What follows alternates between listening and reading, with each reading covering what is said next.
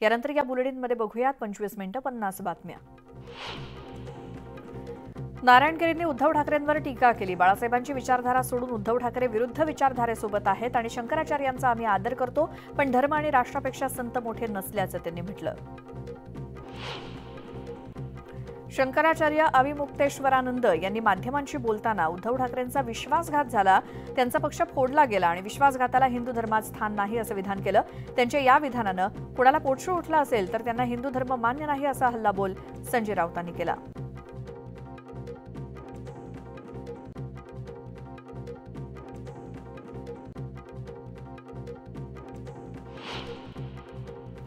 पंकजा मुंडेंनंतर आता धनंजय मुंडेंच्या समर्थकांकडून बीडमध्ये भावी मुख्यमंत्री असे बॅनर लावण्यात आलेत।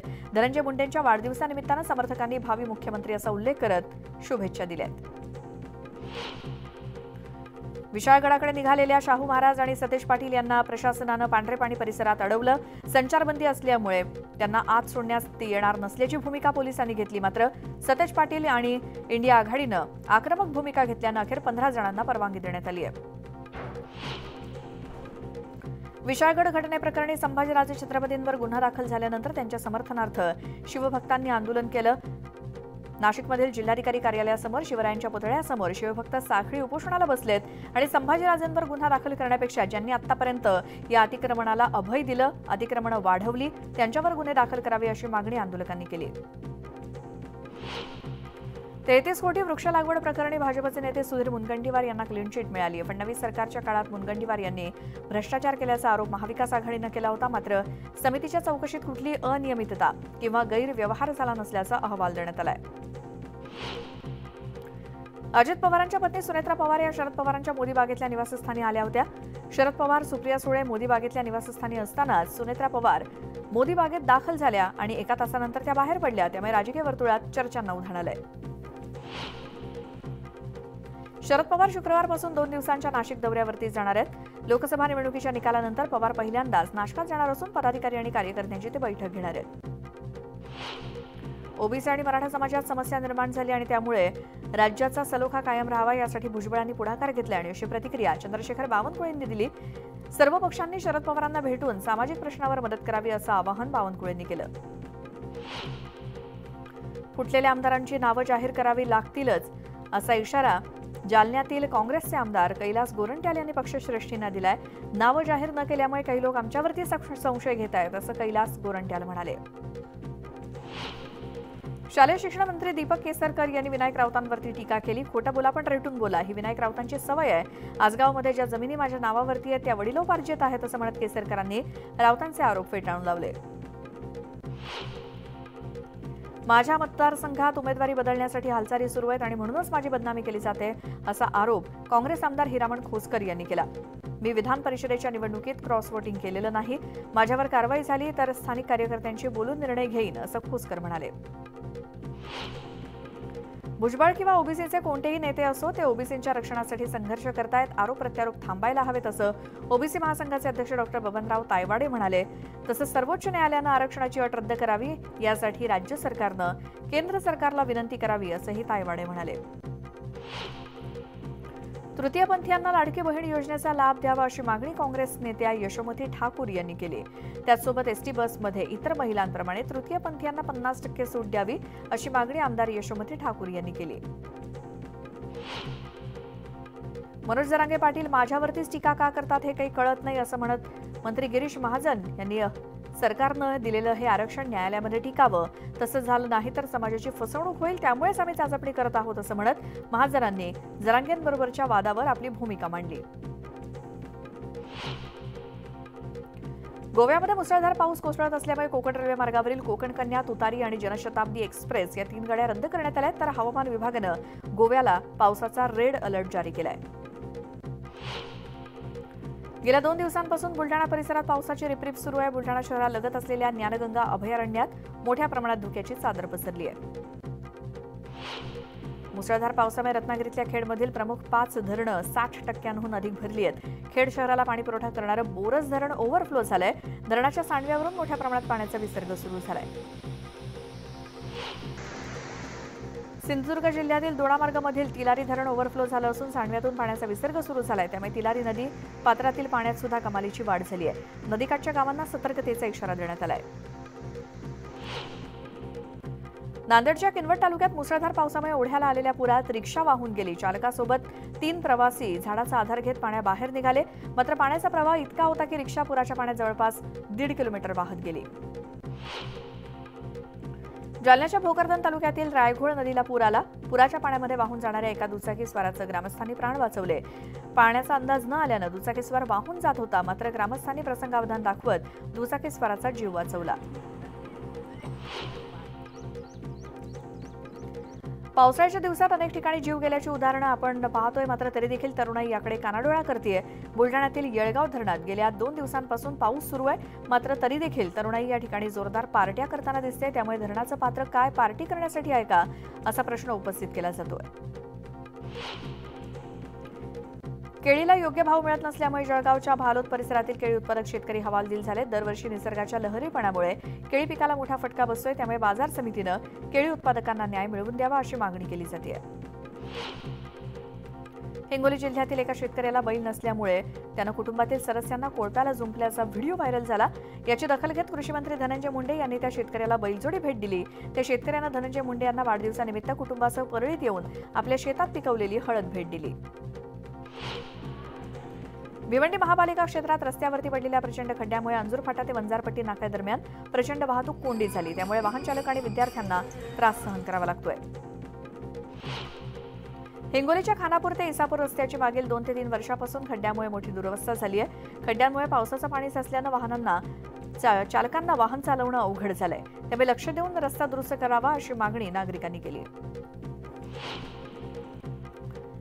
बुलढाणा जिल्ह्यामध्ये समृद्धी महामार्गावरच्या पुलाला मोठं भगदाड पडले. त्यामुळे गेल्या 15 दिवसांपासून महामार्गावरील 2 लेन बंद आहेत.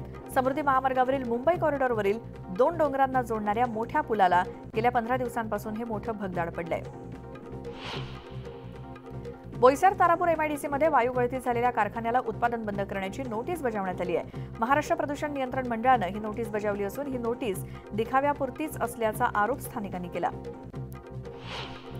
होर्डिंगबाबत मुंबई महापालिकेनं आखलेल्या धोरणांचं तसंच आकाराबाबतच्या नियमांचं तसंच आपत्ती व्यवस्थापन प्राधिकरण म्हणून पालिकेनं बजावलेल्या नोटिसांचं देखील रेल्वे प्रशासनाला तंतोतंत पालन करावंच लागेल असे सक्त निर्देश सर्वोच्च न्यायालयानं दिलेत. छत्रपती संभाजीनगरमधील होर्डिंग विरोधात महापालिकेनं कठोर भूमिका घेतली आहे. क्रांती चौकात महानगरपालिकेकडून कारवाई करण्यात आली. शहरात लागलेली अनधिकृत होर्डिंग्स पालिकेकडून काढली जात आहेत. छत्रपती संभाजीनगर शहराला पाणीपुरवठा करणारी जलवाहिनी फुटल्यामुळे लाखो लिटर पाणी वाया गेलंय. पाईपलाईन फुटल्यानं वाहतुकीला अडथळा निर्माण झाला. पाईपलाईनचा पाणीपुरवठा बंद करून दुरुस्ती केली जाणार आहे. मुरबाड माळशेज महामार्गावरील वैशाखरे नदीवरील पूल खड्डेमय झालाय. मार्च महिन्यात संबंधित पुलावरील खड्डे डांबरीकरण करून बुजवण्यात आले होते, मात्र पावसाळा सुरू होताच खड्ड्यांचं साम्राज्य तयार झाले आणि जीवघेण्या खड्ड्यांमुळे वाहन चालकांना कसरत करावी लागते. गोंदियामध्ये केशोरी चिंचोली या 2 गावांना जोडणाऱ्या पुलाचं बांधकाम सुरू असल्यामुळे पर्यायी रस्ता बांधण्यात आला होता, मात्र या पर्यायी रस्ता पहिल्याच पावसात वाहून गेल्यामुळे स्थानिकांचे प्रचंड हाल झाले. न्यूज 18 लोकमतनं ही बातमी दाखवताच बांधकाम विभागानं पाईप टाकत रस्ता तयार केला, त्यामुळे स्थानिकांचा प्रश्न सुटला. अधिकाऱ्यांच्या हलगर्जीपणामुळे गेल्या 15 दिवसांपासून बोदवड शहराला गाळयुक्त पाण्याचा पुरवठा होतोय आणि या प्रकरणानंतर आमदार चंद्रकांत पाटील यांनी तत्काळ जलशुद्धीकरण केंद्राला भेट देत गाळ काढून घेतला आणि चंद्रकांत पाटलांनी अधिकाऱ्यांना झापलं देखील. धाराशिवमध्ये पावसाच्या पाण्यानं जिल्हा स्त्री रुग्णालयाकडे जाणाऱ्या रस्त्यावर भला मोठा खड्डा पडलाय. त्यामुळे हॉस्पिटलला जाणाऱ्या पेशंट आणि नातेवाईकांचे हाल होत आहेत. नागरिकांनी खड्ड्याभोवती रांगोळी काढून नगरपालिकेचा निषेध केला आणि लवकरात लवकर खड्डा बुजवण्याची मागणी केली. जळगावच्या यावलमधील आसराबारी पाड्यावर पाऊस होऊन सुद्धा पाणी टंचाईची झळ कायम आहे. पिण्याचं पाणी मिळत नसल्यामुळे पाड्यावरील आदिवासी बांधवांना वणवण भटकावं लागतंय. हंडाभर पाण्यासाठी कित्येक किलोमीटरची पायपीट करावी लागते. बीडच्या माजलगाव आगारातील एसटी महामंडळाच्या बसेसची दुरवस्था झाली. एसटी बसमध्ये गळती होत असल्यानं प्रवाशांवर चक्क बसमध्ये छत्री उघडून बसण्याची वेळ आली आहे. विविध मागण्यांसाठी आदिवासी समाजाच्या वतीनं नंदुरबार जिल्हाधिकारी कार्यालयासमोर 18 दिवसांपासून धरणं आंदोलन सुरू आहे। विभागाचे मंत्री अथवा अधिकारी दखल घेत नसल्यामुळे आता आंदोलकांनी आक्रमक पवित्रा घेण्याचा निर्णय घेतलाय। 22 तारखेला आंदोलक नवापूर शहराजवळ रास्ता रोको आंदोलन करणार आहेत। नाशिक जिल्ह्याच्या ग्रामीण भागात सलग दुसऱ्या दिवशी महसूल कर्मचाऱ्यांचा संप सुरू आहे। या संपाचा फटका शेतकऱ्यांपासून सर्वसामान्य नागरिकांना बसत असून लाडकी बहीण योजनेवर देखील या संपाचा परिणाम होतोय। आषाढी एकादशीच्या निमित्तानं पंढरपूरचे विठ्ठल रुक्मिणी मंदिराची सजावट करण्यात आली। मुख्यमंत्री एकनाथ शिंदेंच्या हस्ते महापूजा होणार असून या महापूजेची जय्यत तयारी करण्यात आली। आषाढी एकादशी निमित्तानं लाखो भाविक पंढरपुरात दाखल होत आहेत आणि आलोट गर्दीच्या पार्श्वभूमीवर कोणताही अनुचित प्रकार घडू नये यासाठी पोलीस ड्रोनच्या माध्यमातून नजर ठेवत आहेत। श्री क्षेत्र पंढरपूरच्या आषाढी एकादशी यात्रेसाठी यंदा छत्रपती संभाजीनगरहून 110 एसटी बसेस सोडण्यात आल्या आहेत। तर भाविकांनी मागणी केल्यास थेट गावातून बस सेवा उपलब्ध करून दिली जाणार आहे। वादग्रस्त ट्रेनी IAS अधिकारी पूजा खेडकर यांची वाशिम पोलिसांकडून 3 तास चौकशी झाली। चौकशी करणाऱ्यांमध्ये उपविभागीय पोलीस अधिकारी निलिमा आरज यांच्यासोबतच इतर दोघींचा समावेश होता। मात्र चौकशी अधिकाऱ्यांनी माध्यमांशी बोलण्यास नकार दिला। पिंपरी चिंचवड शहरात वाहन तोडफोडीचे सत्र सुरू आहे। अशोक थिएटर पिंपरी गाव परिसरात अज्ञातांनी 4 ते 5 वाहनांची तोडफोड केली। या प्रकरणी पिंपरी पोलिसात गुन्हा दाखल झाला। छत्रपती संभाजीनगरमध्ये 2 आठवड्यापासून चोरट्यांनी धुमाकूळ घातला। सिडको परिसरातील बंगल्याच्या खिडकीचे गज कापून व्यावसायिकाचे तब्बल 106 तोळं सोनं, हिरेजडित दागिने लंपास केले। तितकंच नव्हे तर चोरट्यांनी चक्क 7 किलोची तिजोरीच लंपास केली। उल्हासनगरच्या संतोषनगरमध्ये टोळक्याची दहशत बघायला मिळते। 20 ते 25 जणांची टोळी सीसीटीव्ही कॅमेऱ्यात कैद झाली असून ते एका तरुणाची हत्या करण्याच्या उद्देशाने आले असल्याचं बोललं जात आहे। प्रभादेवीच्या श्री सिद्धिविनायक मंदिर परिसरात गेल्या काही दिवसांपासून दूध चोरीच्या घटना वाढल्या होत्या। दूध व्यावसायिक संकेत गोलतकर यांनी या चोरट्याला दूध चोरी करताना पकडून दादर पोलिसांच्या ताब्यात दिलं। दूध चोर दत्तात्रय प्रकाश काकडे हा दादरच्या उपेंद्रनगरातील रहिवासी असून पोलिसांनी त्याला अटक केली आहे। आषाढी एकादशी निमित्तानं वर्ध्याहून पंढरपूरला निघालेल्या एसटीचा पुसदजवळ माहूर फाट्याजवळ अपघात झाला।